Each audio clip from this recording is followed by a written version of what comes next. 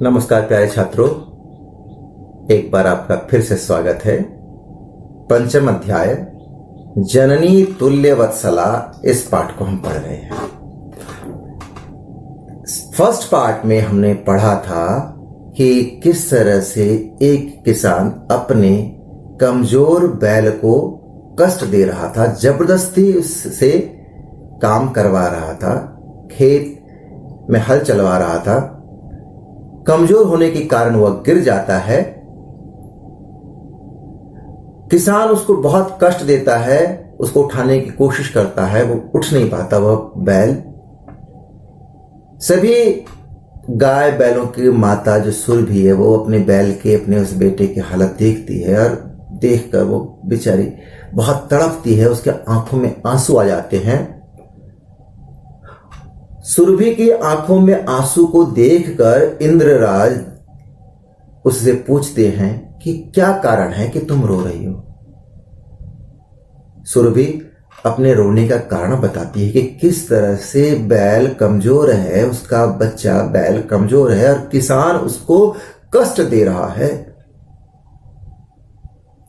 तो अपनी पीड़ा, अपना दुख एक मां इंद्र को बताती है अपने बेटे बैल के हालत को देखकर। यहां तक हमने पढ़ा था।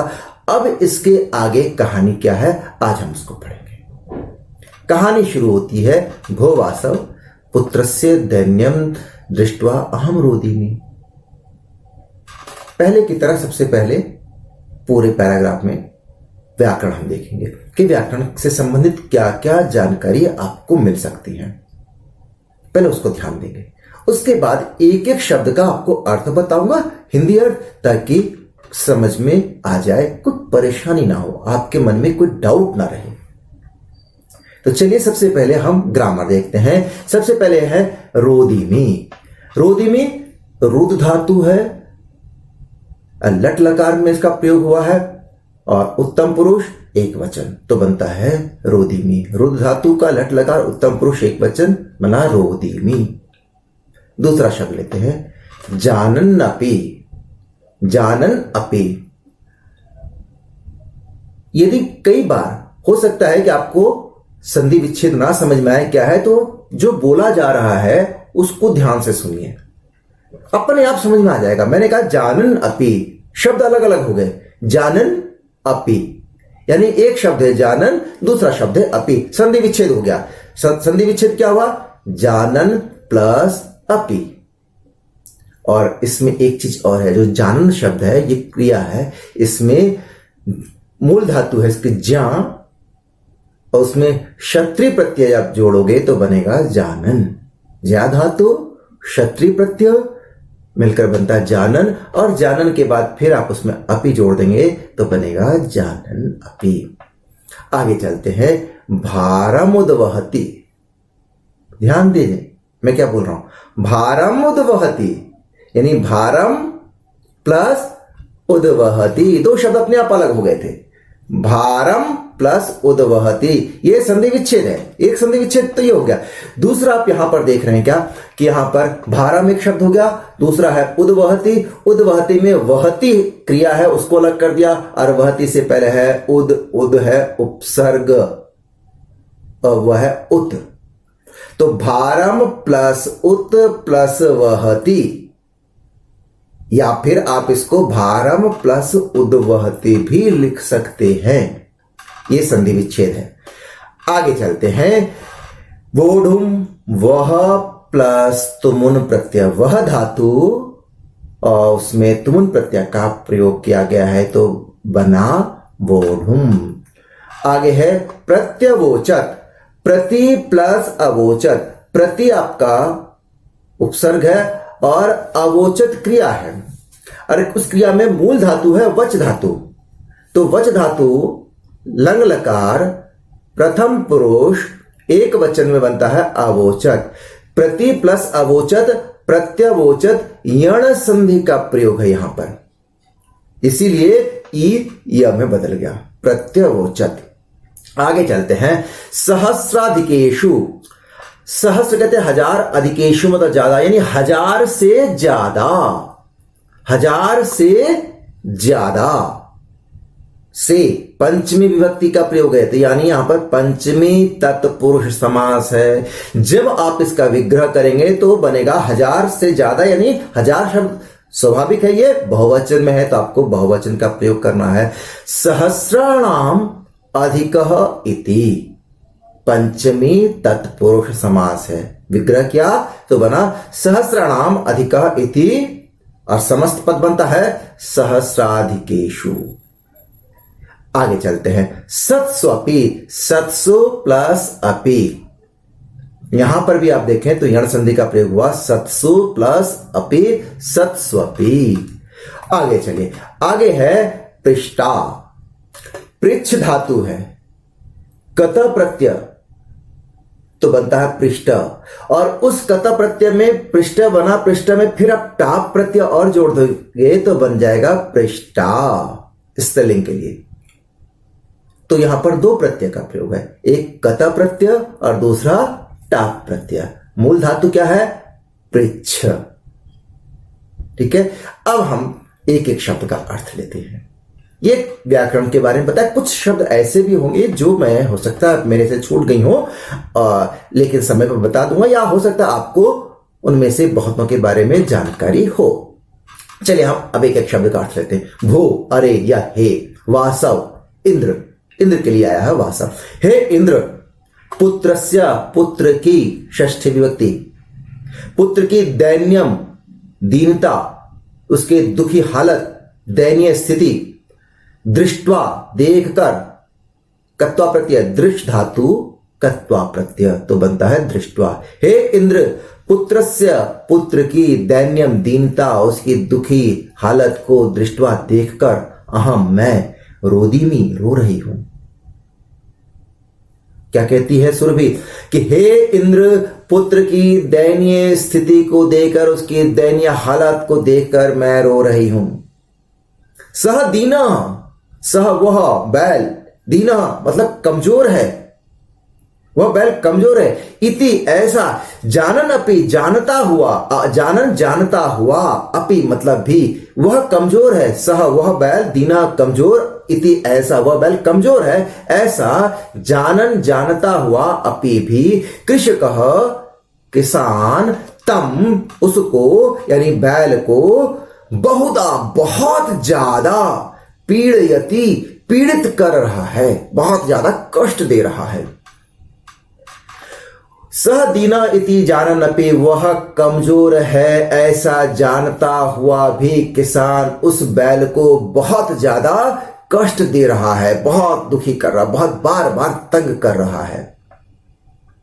सह वह, सह मतलब वह यानी बैल के लिए, जो कमजोर बैल था उस बैल के लिए। सह कृच्छरेणा, बहुत मुश्किल से, कष्ट से, परेशानी से, भारम भार को, उद्वहति उठा रहा है। सह कृच्छरेण भारम उद्वहति, वह बहुत कठिनाई से भार को उठा रहा है, जो उस पर बोझ लादा गया है उसको बहुत मुश्किल से उठा रहा है, इतना कमजोर है। इतरम इव, इतर, इतरम प्लस इव, संधि विच्छेद कर दिया हमने यहां पे। इतरम प्लस इव, इतरम मतलब दूसरा, इव मतलब समान, जो दूसरा के समान। धुरम, धुर कहते हैं हल, जुआ को, बोडुम ढोने में, सह वह, न नहीं, शक्नोती समर्थ है, दूसरे बैलों के समान। इतरम इव दूसरे बैलों के समान, हल यानी जुए को ढोने में, अपने कंधे पर ढोने में वह समर्थ नहीं है, दूसरों के समान वो कंधे पर बोझ नहीं उठा सकता, जुए को, हल को नहीं उठा सकता। एतत् भवान पश्यति न, एतत् यह, भवान आप, पश्यति देख रहे हो, न नहीं, ये आप देख रहे हो ना कि किस तरह से इस बैल पर अत्याचार किया जा रहा है, कितना कमजोर है दूसरे बैल की अपेक्षा, इसके हालत को आप देख रहे हो ना।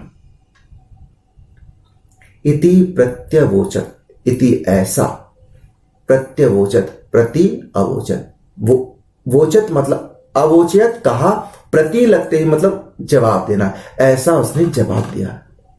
जब इंद्र ने उससे सारी बात पूछी थी क्यों रो रही हो, तो उसने अब यहां पर अपनी बात का सारी जवाब दिया कि क्यों मैं रो रही हूं, मेरे आंखों में आंसू क्यों है, अपने उन आंसू के बारे में बता दिया। ऐसा उसने जवाब दिया कि भाई मेरे इस बैल पर जो कमजोर है कितना अत्याचार कर रहा है, आप भी इसको देख रहे हो। अब आगे इंद्र कहते हैं कि भद्रे, हे कल्याणी, हे भद्र, नूनम निश्चित है, निश्चय ही, हे कल्याणी निश्चय ही, बिल्कुल मैं देख रहा हूं कि भाई कितना अत्याचार हो रहा है इस पर, मैं भी देख रहा हूं। फिर आगे इंद्र उससे सवाल करते हैं, उससे पूछते हैं सहस्राधिकेशु पुत्रेशु, सहस्राधिकेशु यानी 1000 से ज्यादा, अधिकेशु ज्यादा, सहस्राधिकेशु यानी 1000 से ज्यादा, यानी हजारों, पुत्रेशु पुत्रों में, सप्तमी विभक्ति बहुवचन, हजारों पुत्रों में, जो तुम्हारे हजारों पुत्र, एक ये अकेला बैल नहीं है, तुम्हारे तो हजारों पुत्र है, तो हजारों पुत्रों के सत्सु, सत्सु मतलब होने पर, सत्सु होने पर, अपी मतलब भी, हजारों पुत्रों के होने पर भी, तुम्हारे हजारों पुत्र हैं, उन हजारों पुत्रों के होने पर भी, तब तुम्हारा अस्मिन एव, अस्मिन एव संधि विच्छेद कर दिया, अस्मिन प्लस एव, अस्मिन इस, एव ही यानी इस ही, इस ही कौन, ये कमजोर बैल के हजारों पुत्रों के होने पर भी, अस्मिन एव इस ही बैल पर, एतादृशम ऐसे, ऐसा, वात्सल्यम प्रेम, कथम क्यों। आगे क्या कहते हैं कि हे सुरभि, हजारों पुत्र होने पर भी तुम्हारा इस ही बैल पर ऐसा प्रेम क्यों, ऐसा प्यार क्यों, कि तुम इसके बारे में इतना क्यों सोच रही हो। इति इंद्रेण पृष्ठा, इति मतलब ऐसा, इंद्रेण इंद्र के द्वारा, पृष्ठा पूछा गया, किससे पूछा गया, सुरभि से। पृष्ठा सुरभि के लिए है, स्त्रीलिंग है इसलिए यहां पर स्त्रीलिंग है, कि ऐसा इंद्र के द्वारा पूछा गया, यानी इंद्र ने पूछा। प्रत्योवचत सुरभि, प्रत्योवचत सुरभि ने जवाब दिया। जब इस तरह से इंद्र ने पूछा तो सुरभि प्रत्यवोचत, उसने जवाब दिया। क्या कहती है, यदि पुत्र सहर्षम में सर्वत्र सममेव में, दीनस्य तु सतः शक्र पुत्रस्याभ्यधिका कृपा। यह जवाब देती है श्लोक के माध्यम से। पहले हम इसका अन्वय देखते हैं। शक्र, शक्र कहते हैं इंद्र के लिए, यहां पर है। यहां पर आप देख रहे होंगे कि इंद्र के लिए बहुत से पर्यायवाची शब्द का प्रयोग हुआ है कि हे शक्र, हे इंद्र, यदि, यदि हिंदी में हाँ यदि का प्रयोग करते हैं, मैं, मेरे, पुत्र सहर्षम हजारों पुत्र हैं, यदि मेरे हजारों पुत्र हैं, सर्वत्र सभी जगह, समम समान, एव ही में मेरी कृपा, कृपा दया प्रेम होती है। हे शक्र, हे इंद्र, यदि मेरे हजारों पुत्र हैं तब भी हर जगह सभी पर मेरा समान प्यार होता है, सभी को मैं समान प्यार करती हूं, किसी के साथ भेदभाव नहीं करती। दीनस्य पुत्र सतः, दीनस्य मतलब कमजोर, पुत्रस्य पुत्र के, सतः मतलब होने पर, कमजोर पुत्र के होने पर, तो तू तो अभ्यधिका अधिक कृपा प्यार अस्ति है। जो कमजोर पुत्र, उस कमजोर पुत्र के होने पर तो बहुत ज्यादा प्यार यानी ममता आ जाती है। तो क्या कहती है कि हे इंद्र, यदि मेरे हजारों बेटे हैं तब भी सब जगह समम एव कृपा में, सब जगह मेरी कृपा समान है, सब पर मेरा प्यार समान है, हजारों पुत्रों पर। लेकिन यदि बेटा कमजोर हो तो उस कमजोर बेटे पर हर मां की, मेरी तरह हर मां की अधिक कृपा होती है। अपने कमजोर बेटे पर हर मां ज्यादा प्यार रखती है, ज्यादा स्नेह रखती है, क्योंकि उसका बेटा कमजोर है।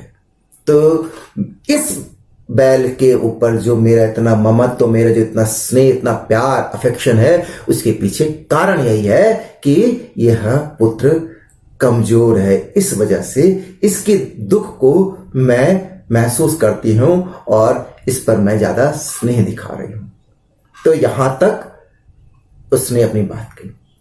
अब इसके आगे की कहानी क्या है हम उसको अगले वीडियो में पढ़ेंगे। तब तक के लिए आप सभी का दिन मंगलमय हो।